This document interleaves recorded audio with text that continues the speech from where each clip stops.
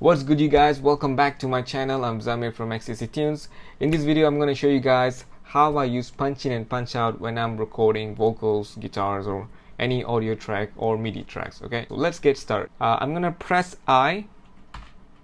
You can see this arrow pointing down right here, and I'm going to press O, and this is the punch out. So I for punch in, O for punch out, and I'm going to record the vocals from the third to fourth bar. If you want to record from the second to the fourth bar, you can just drag it here like this, or you can press Control and click. Okay, so I'm going to go and click the third bar.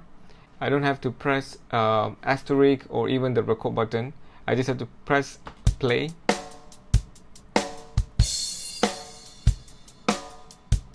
and I can record it. You see, I have this audio track, right? And if I want to hear the playback, if I press play,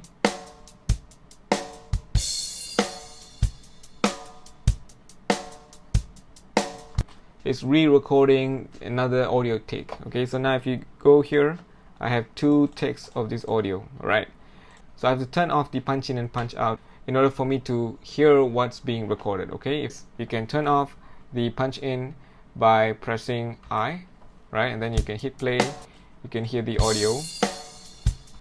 You can hear the audio that we just recorded. Okay, but usually I like doing a different way. If I want to hear the audio that I just recorded without re-recording again, I just disable the record arm.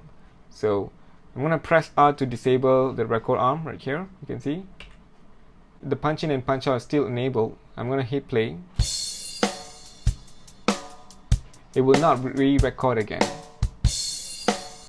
But if I turn on the record enable, now it's re-recording a new track.